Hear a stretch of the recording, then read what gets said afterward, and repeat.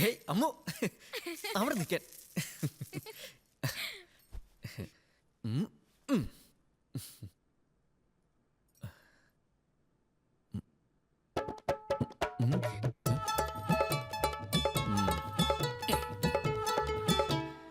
നാണമില്ലല്ലോ.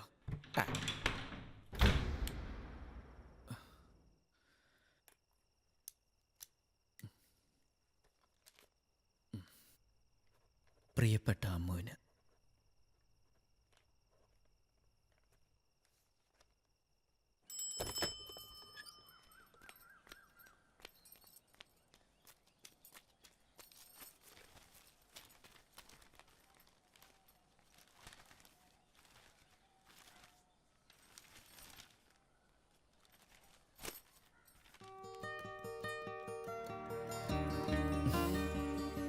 അന്ന് പെണ്ണ് കാണാൻ വന്നപ്പോൾ നീ ചായയ്ക്ക് പകരം പായസം തന്നു. ഒരു തമാശയ്ക്ക് ഞാനത് വീണ്ടും വീണ്ടും കുടിച്ചു. പിന്നെ ആദ്യ രാത്രിയിലെ പായസം, അതും എനിക്കിഷ്ടമായി. അതിൻ്റെ ഇളം ചൂട്, മധുരം, നിറം, മണം. എന്നാൽ പിറ്റേ ദിവസം ചായയ്ക്ക് പകരമുള്ള പായസം ഉണ്ടല്ലോ, അതിത്തിരി കടന്നു കൈയായിപ്പോയി. പിന്നെ ബ്രേക്ക്ഫാസ്റ്റിൻ്റെ കൂടെയുള്ള പായസം, ഉച്ചയൂണിൻ്റെ കൂടെയുള്ള പായസം, പിന്നെ നിൻ്റെ അമ്മയുടെ പായസം കൂടെ ആയപ്പോൾ ഞാൻ ആകെ മടുത്തു. ഒന്നും പറഞ്ഞില്ലെന്നേ ഉള്ളൂ, ഞാൻ ആത്മകഥകൾ കൊണ്ട് വീർപ്പ് മുട്ടുകയായിരുന്നു. ഇനി അത് വേണ്ട. അല്ല, ഓണത്തിനും വിഷുവിനും പിറന്നാളുകൾക്കും മതി പായസം. ആത്മകഥകളും വേണ്ട, ഒക്കെ തുറന്നു പറയണം. പിന്നെ ഇന്നേ ദിവസത്തിൻ്റെ ഓർമ്മയ്ക്കായി 5 നേരവും പായസം ആയിക്കോട്ടെ എല്ലാ വർഷവും എന്ന് സ്വന്തം ഉണ്ണിയേട്ടൻ.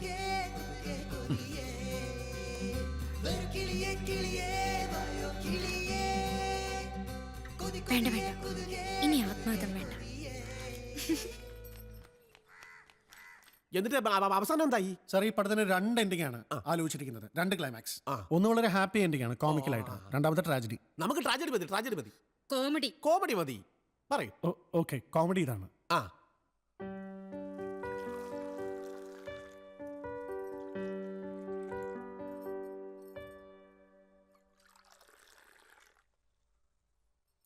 ഉണ്ണിയേട്ടാ, ഉണ്ണിയേട്ടാ,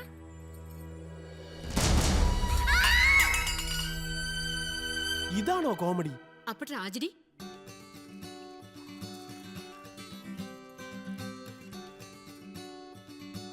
ഉണ്ണിയേട്ടാ,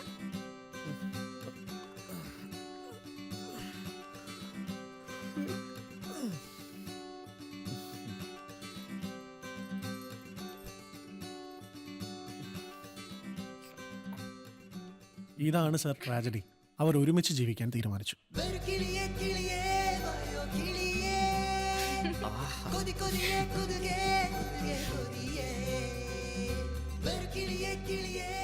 പ്രൊഡ്യൂസറിന്റെ കാര്യമൊക്കെ കോമഡിയാ, പടത്തിന്റെ എൻഡ് കോമഡി ആക്കണമെന്നാ മൂപ്പര്. ഹരിയുടെ എല്ലാ ട്രാജഡികളും എനിക്ക് പണ്ടേ വൻ കോമഡി. അതെ, ഈ തിയേറ്ററിൽ ആള് കയറണോന്ന് വിചാരിക്കുന്നത് ഒരു തെറ്റല്ല ഗൗരി, അത് ഞാൻ മനസ്സിലാക്കി. എൻ്റെ എല്ലാ ദ്രോഹങ്ങൾക്കും as a humble token of repentance എനിക്ക് നിനക്കൊരു ഊട്ടം തരാനുണ്ട്. പല നിറവും മണവും രുചിയുമുള്ള ഒരു മുട്ടായി പടം, പോപ്പിൻസ്.